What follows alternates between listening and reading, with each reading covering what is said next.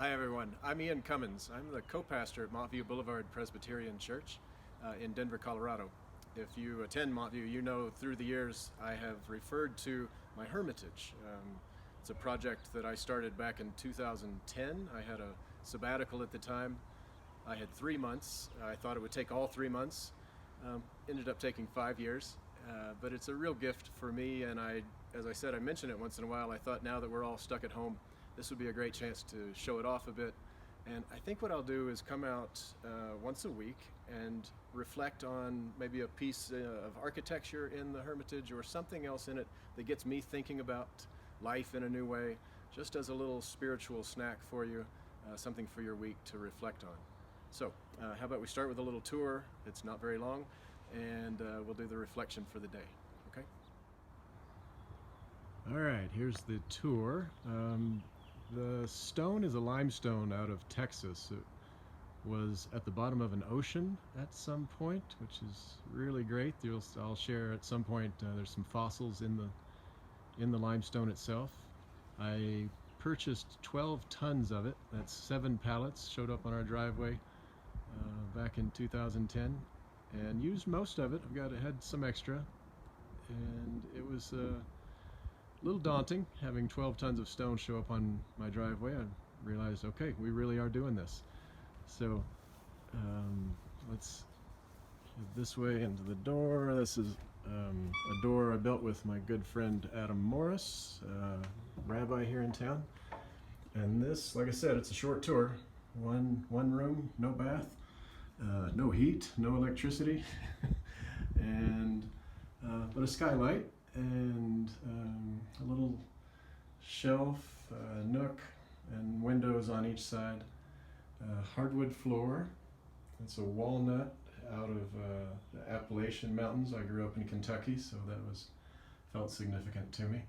And prayer bench there. You see a chair, a desk. I do some writing out here. Prayer and meditation, not as often as I should, but it's there calling me every day. And some little things that are special to me. So that's about it. All right. So I think I'll pause and we'll do the reflection. So the reflection I thought I'd start with on this first episode is to go back to the beginning of this process for me when I had those 12 tons of stone show up on my driveway, and I pretty quickly realized that I had bitten off more than I could chew.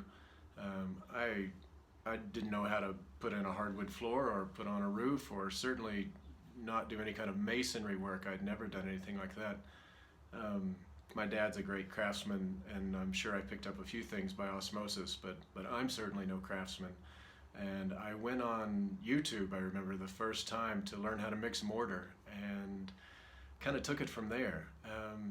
And I remembered at the time a story that Anne Lamott tells, I think it's in Bird by Bird, where she's I think a little girl, and she's got an exam where she has to learn all these birds, like 150 birds she has to memorize, and she tells her dad, and her dad says, just take it bird by bird.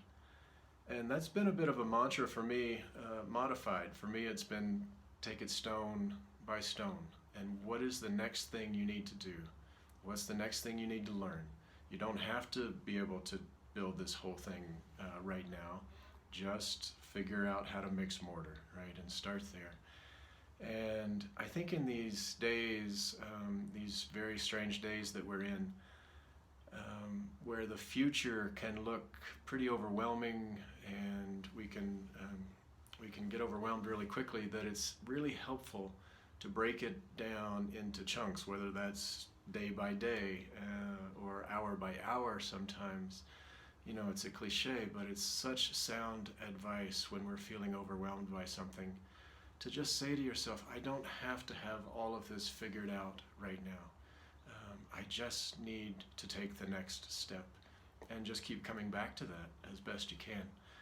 So I thought that would be a good place to start. It certainly helped me through the building process here, and continues, that advice continues to help me to manage these challenging days. I hope it does for you too. Like I said, I'll do this once a week. I'll come out and find something out here to just do a simple reflection on. So we'll see you next week. Thanks.